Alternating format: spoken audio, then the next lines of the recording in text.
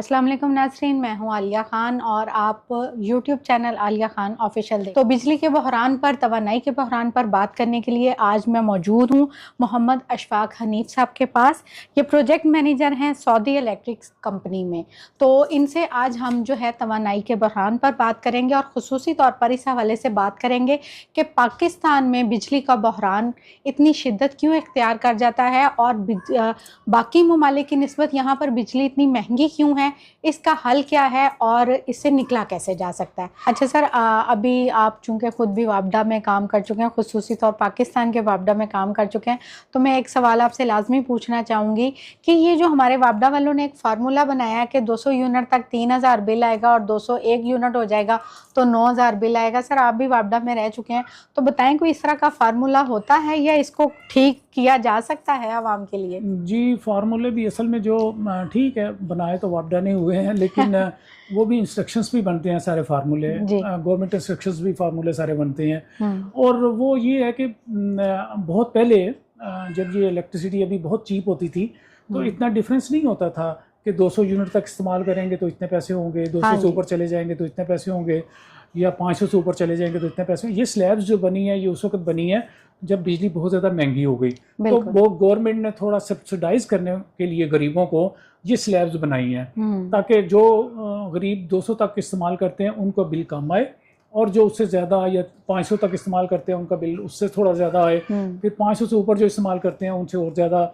यानी वो उनका मकसद ये है कि जो स्लैब्स ऊपर जाती जाएं वो रेट ज़्यादा होता जाए, ताकि अमीर लोग जो है वो तो ज़रा महंगी बिजली इस्तेमाल करें और गरीबों को जो है थोड़ी सस्ती बिजली प्रोवाइड की जाए, ये मकसद होता है। लेकिन बहरहाल वो वाकई जो आप कह रहे हैं ना कि 200 से 201 पे जब आते हैं तो बहुत ज़्यादा डिफरेंस आ जाता है। इतना ज़्यादा डिफरेंस नहीं होना चाहिए। हाँ जी, इतना ज़्यादा डिफरेंस नहीं होना चाहिए। बाहर के ममालिक में ऐसे ही है कि अब जैसे मैं आप सऊदी अरब की बात करूँ तो सऊदी अरब में पहले 10,000 यूनिट्स तक जो है वो एक ही स्लैब है।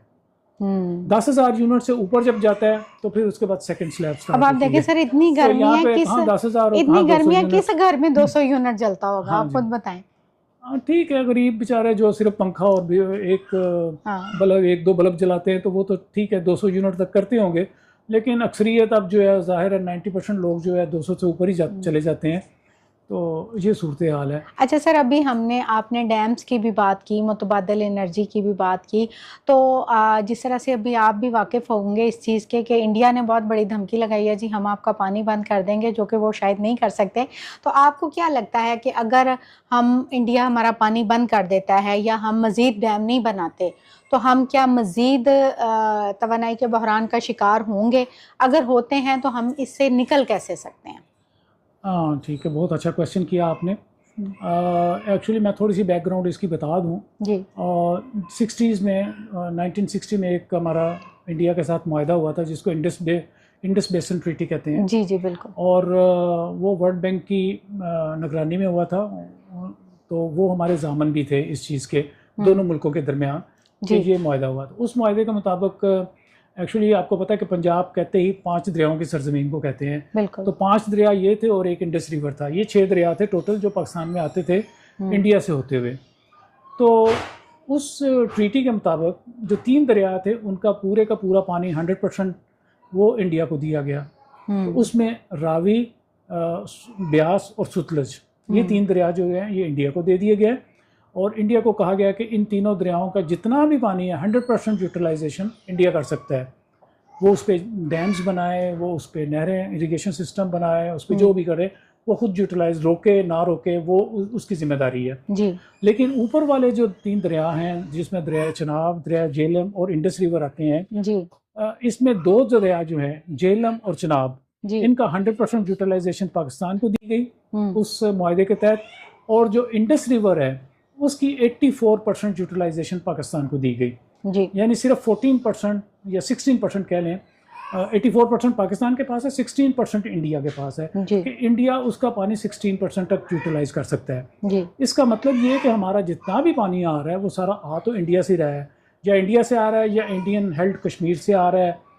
तो इंडस रिवर भी बल्कि हमारा होता तो चाइना से स्टार्ट होता है इंडस रिवर, लेकिन वो इंडिया से होता हुआ पाकिस्तान में दाखिल होता है गिलगित से, फिर आगे आ जाता है मैदानी इलाकों में जी। तो अब मसला ये है कि अगर वो इस ट्रीटी को नहीं मानता, अब जंग के बाद जैसे मोदी ने और इंडियन गवर्नमेंट ने धमकी दी है कि हम ये मुआहदा ख़त्म कर देंगे, तो इसका मतलब ये है कि हमारा जितना भी पानी वहाँ से आ रहा है वो या तो रोक सकता है या ऐसे वक्त में वो छोड़ सकता है पानी बगैर बताए कि जिस वक्त हमें ना ज़रूरत हो जी। हमारे ऑलरेडी डैम्स जो है वो पूरे भरे हुए हों, जितने भी रेजरवायर हमारे पास हैं, तो वो अगर पानी छोड़ देता है तो हमें भी जो है वो पानी वो छोड़ना पड़ेगा, क्योंकि ऑलरेडी हमारे डैम्स भरे हुए होंगे जी। हमें भी छोड़ना पड़ेगा और वो बहुत बड़े फ्लड की सूरत अख्तियार कर सकता है हमारे यहाँ। तो वो ज़िंदगियों के और जानी और माली नुकसान कर सकता है। और फिर इंडिया ये भी कर सकता है, अगर वो इस मुआहदे पे अमल पैरा नहीं होता तो वो ये भी कर सकता है कि जब उसको ज़रूरत, जब हमें ज़रूरत हो तो वो पानी रोक ले और वो अपने डैम्स उस वक्त भरता रहे। हाँ, जब पानी बच जाए उस वक्त तो वो फिर हमें दे, लेकिन उस दौरान हमारे डैम्स जो हैं वो खुश्क रहेंगे उतना अरसा जितनी अरसे वो हमें नहीं छोड़ता पानी हमारे लिए। तो ये बहुत गंभीर सूरत हाल है। इस पे जो है वो गवर्नमेंट को बिल्कुल यूनाइटेड नेशन के पास वापस जाना चाहिए और इंडिया पे ये दोबारा से मतलब एक केस करना चाहिए कि इंडिया इस मुआहदे को जो है वो नहीं तोड़ सकता। हाँ, वो मतलब इंडिया हुआ ये था मुआहदा कि जब भी इंडिया ने, एक तो ये कि 14% से ज़्यादा वो रोक नहीं सकता पानी हमारा जी। उसने हमें देना ही देना है और वो अब तक दे भी रहा था। और दूसरा ये था कि जब उसने पानी अगर उसकी पहुँच से मतलब ज़्यादा है, उसकी यूटिलाइजेशन से ज़्यादा हो गया है या पीछे बारिशें हो गई हैं, फ्लड आ गया है, तो हमें बता के उसने छोड़ना है, यानी वो वार्निंग देनी है हमें उसने 3 से 4 दिन पहले कि मैं इतना पानी छोड़ूंगा। लेकिन अब अगर वो बगैर वार्निंग के छोड़ देता है और हमें पता ही नहीं चलता और एकदम से रात को पानी आ जाता है और हमारे गांव के गांव बहा के ले जाता है, तो ये बहुत बड़ी मतलब बहुत ख़राब सूरत हाल होगी फ्यूचर में।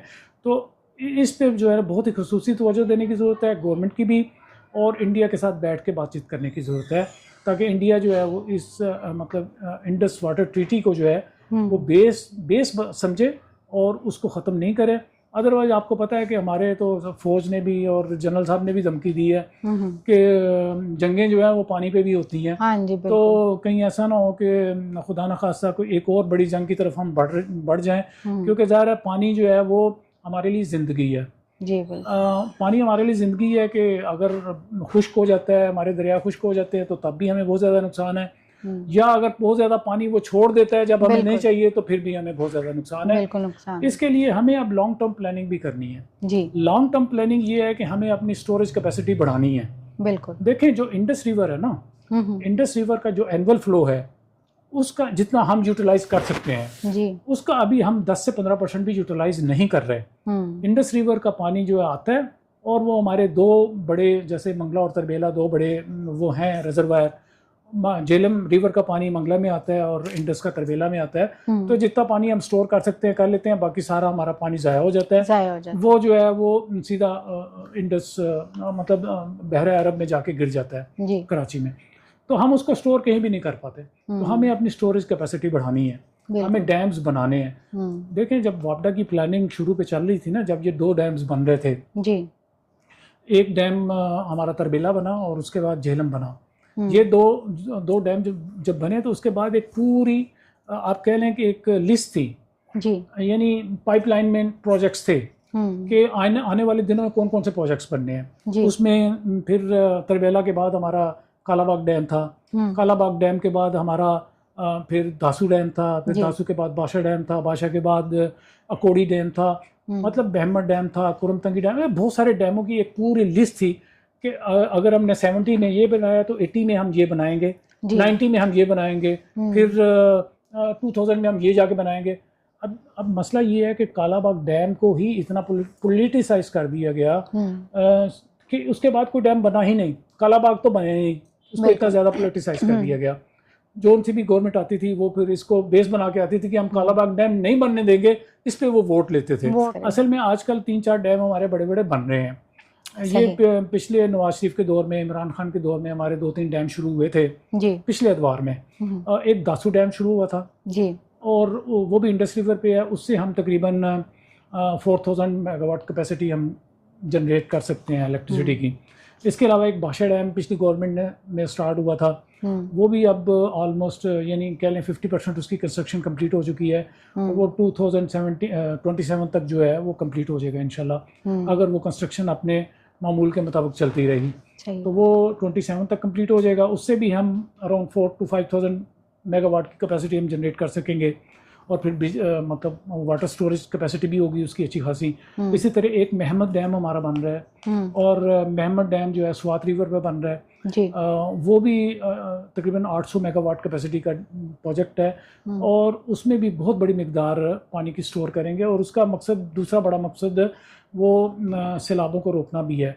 यानी वो जितना स्वात रिवर में पानी आता है वो इंडस रिवर में इकट्ठा होकर फिर वो बहुत बड़े सैलाब की सूरत अख्तियार करता है। तो स्वात रिवर का पानी जो है उसको हम चूँकि स्टोर कर रहे होंगे, तो इसलिए वो पीक्स जो है वो आपस में मिल नहीं पाएंगी, इंडस रिवर की और स्वात रिवर की, तो बहुत बड़े सैलाब की सूरत नहीं इख्तियार कर पाएंगे। तो उससे हम ये है कि वो एक यानी one of the purpose of the dam is to mitigate the flood situation.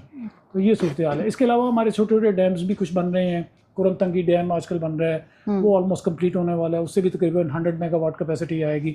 तो और इसी तरह कुछ आज़ाद कश्मीर में हमारे डैम बन रहे हैं, कोहाला प्रोजेक्ट है वो बन रहा है, नीलम जेहलम एक हमारा प्रोजेक्ट बना है वहाँ पे, उसमें कुछ खराबियाँ आ गई हैं, लेकिन बहरहाल वो भी तकरीबन 900 मेगावाट कैपेसिटी का प्रोजेक्ट है, वो है। इसके अलावा कुछ और चंद एक प्रोजेक्ट हैं आज़ाद कश्मीर में बन रहे हैं। आज़ाद कश्मीर में भी बहुत ज़्यादा पोटेंशियल है जी हाइड्रो पावर का, सही, लेकिन वो हम यूटिलाइज नहीं कर पा रहे। इंडिया जो है वो जितनी उसकी मिकदार उसको मतलब हमारे रिवर से जितनी उसकी मिकदार लेनी है, जैसे वो 14-16% उसका हक है, वो अपनी 16% से भी ऊपर जो है वो कैपेसिटी के डैम्स बना चुका है वहाँ पे, जो उनका मतलब इंडियन हेल्ड कश्मीर है, जम्मू एंड कश्मीर में। लेकिन हम जो है वो पता नहीं क्यों इसमें पीछे रह गए हैं, और या तो गवर्नमेंट्स ने बहुत ज़्यादा तवज्जो नहीं दी पन बिजली की तरफ, और वो IPPs के चक्कर में पड़ गए, क्योंकि IPPs के मुआहदे जो थे उनमें गवर्नमेंट्स को भी फ़ायदे थे, मुआहदे कराने वालों के भी फ़ायदे थे, तो इसलिए वो IPPs की तरफ चले गए। तो पन बिजली को जो है वो दिन ब दिन थोड़ा कम करते गए। तो असल में अगर हमने चीप एनर्जी की तरफ आना है, सस्ती बिजली की तरफ आना है, तो सबसे बड़ा ज़रिया हमारा पन बिजली है। पन बिजली से हम तकरीबन 60 to 70,000 मेगावाट बना सकते हैं। इस वक्त तक हम सिर्फ 9,000 मेगावाट बना रहे हैं, यानी ये जो हमारे 3-4 बड़े बड़े प्रोजेक्ट्स हैं इसमें सिर्फ 9,000 मेगावाट बन रही है। हम 60 से 70 हज़ार मेगावाट की बिजली हम सिर्फ पानी से ले सकते हैं, इसी तरह सोलर से ले सकते हैं, इसी तरह विंड एनर्जी जैसे मैंने पहले जिक्र किया, तकरीबन हम 50-60 हज़ार मेगावाट तो सोलर विंड से ले सकते हैं। बिल्कुल। तो ये सारी चीज़ें अगर हम प्रोजेक्ट्स हमारे बने तो चीप एनर्जी हमारी बहुत मौजूद है पाकिस्तान में, मतलब उसके पास बहुत ज़्यादा पोटेंशियल है पाकिस्तान के पास चीप एनर्जी का। हमें चीप एनर्जी की तरफ आना है हर सूरत में, और हमें महंगी एनर्जी को खैर बात कहना है जो IPPs या थर्मल एनर्जी है। चलिए, बहुत शुक्रिया सर, आपके वक्त का बहुत शुक्रिया। आपने हमारे देखने वालों को बड़ी मुफीद मालूमात दी। गवर्नमेंट गरीब का साथ देना चाहती है, गरीब का ख्याल करना चाहती है, तो उसे चाहिए कि एनर्जी के मुतबादिल ज़राए की तरफ आए। हर बंदा इतना बिल नहीं अफोर्ड कर सकता, हर बंदा इतनी महंगी बिजली अफोर्ड नहीं कर सकता। इसके लिए आपको सोलर को फ़रोग देना होगा, विंड पावर को फ़रोग देना होगा। इसके साथ ही आलिया खान को इजाज़त दीजिए। अगर आपने मेरा चैनल सब्सक्राइब नहीं किया तो सब्सक्राइब कीजिएगा, अपना फीडबैक देना ना भूलिएगा। इसके साथ ही इजाज़त दीजिए। अल्लाह हाफ़िज़।